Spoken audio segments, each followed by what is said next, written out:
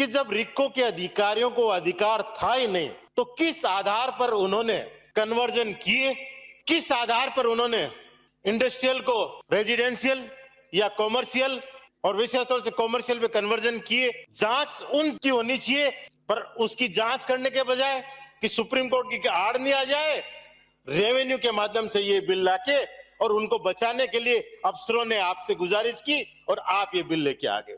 कुछ बड़े इंडस्ट्रियों को फायदा उठाने के लिए तो नहीं बात आई, या कहीं सरकार के बैठे चाहे बड़े आदमी हो, चाहे अधिकारी हो या और कोई नुमाइंदे हो, उनको लाभ पहुंचाने के लिए तो ये बिल नहीं लाया गया है। ये देखने की बहुत बड़ी जरूरत है। घर बैठे कमाए 1500 रुपए प्रतिदिन, वो भी विदाउट इन्वेस्टमेंट। बस डाउनलोड करें बैंक साथी ऐप, फ्री ट्रेनिंग लेकर कमाना शुरू करें।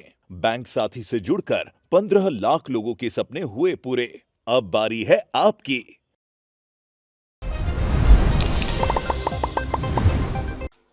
धन्यवाद सभापति महोदय।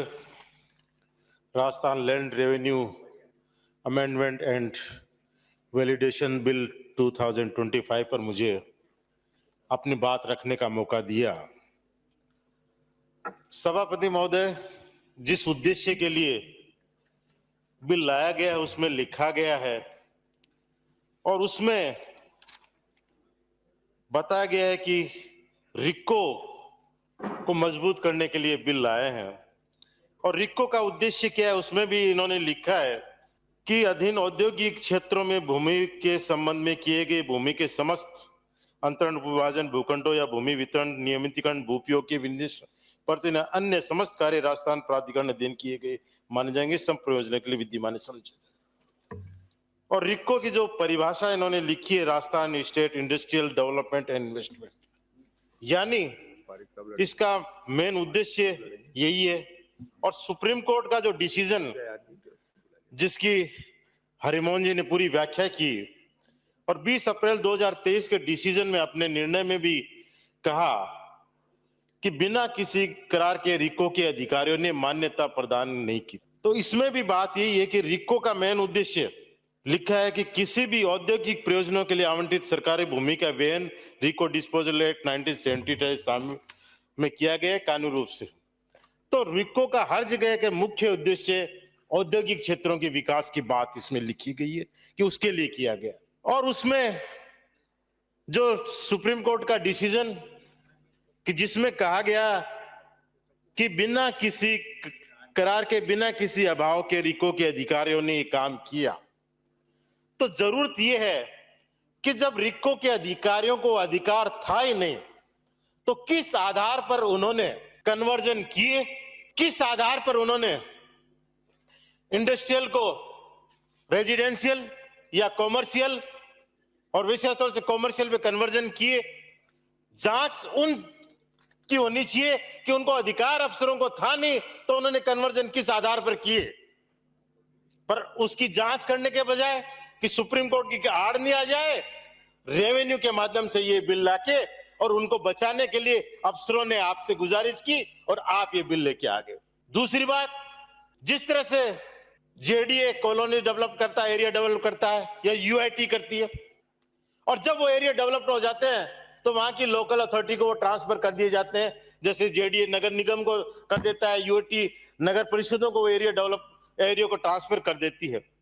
अगर कुछ एरिया, इंडस्ट्रियल एरिया शहर की आबादी के बीच में आ गए तो प्रोविजन ये होना चाहिए कि उनको आप लोकल बॉडी को ट्रांसफर कर दो, उसके बाद वो उसका उपयोग देखिए कि ये कॉमर्शियल होना है या रेजिडेंशियल होना है या और किसी काम में होना। दूसरा विकल्प कि जिस तरह से कुछ इंडस्ट्रियां जो शहर के बीच में है उनको इंडस्ट्री का रूप दिया जा रहा है, जैसे वेयर हाउस है उसको आप इंडस्ट्री का रूप दे रहे हो, तो जो ऐसे इंडस्ट्री बीच में आ गए तो उसमें उस तरह के प्रावधान आप कर सकते हो। होटल इंडस्ट्री लगातार मांग कर रही है कि उनको इंडस्ट्री का दर्जा दिया जाए और उस आधार पर रिक्को के प्लॉट है उसमें उनको होटल लगाने की अनुमति जाए, पर वो एक रूल निकाला जिसके आधार पर एक बार अस्थायी रोक लगी और उसके बाद में आज 6 साल हो गए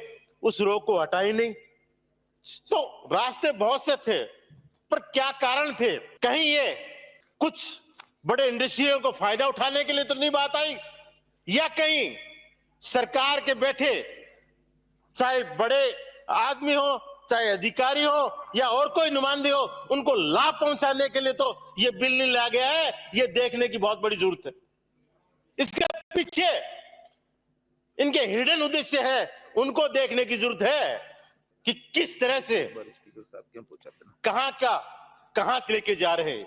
आप रिको को सब डिवीजन का अधिकार दे रहे हो, समझ में आ रहा, पर अगर आप कन्वर्जन की बात कर रहे हो उसको कि रिको कन्वर्ट करेगा, तो रिको को क्या अधिकार है कि इंडस्ट्री के इतर वो कॉमर्शियल रेजिडेंशियल उनको प्रायोजित कर सकता है, उनको बढ़ावा दे सकता है? क्या उसके उस उद्देश्य में है? अगर नहीं है तो फिर वो उस एरिया में क्या करेगा? रिको काम करता है अपने, वो वहां करता है कि जहां इंडस्ट्री को विकास करना है, डेवलप करना है। तो बहुत बड़ी ये देखने की जरूरत है कि सरकार में बैठे कुछ लोगों की मंशा कहीं व्यक्तिगत है, कहीं आर्थिक है, कहीं कुछ लोगों को फायदा पहुंचाने की है। उनको जर देख के और इस बिल को लाने की मंशा है। इसलिए मेरा आपके माध्यम से निवेदन है कि इसको 6 माह के लिए जानने के लिए भेजे, और या सरकार इस बिल को वापस ले, और इस बिल जो अधिकारी जिन्होंने पूर्व में करते गलत किए, बिना अधिकारों के अगर उन्होंने ऐसे काम किए, उनके विरुद्ध कार्रवाई करे, और इस जनमत जानने के लिए 6 महीने के लिए ये इसको वापस लेने की मैं अनुरोध करता हूं। धन्यवाद।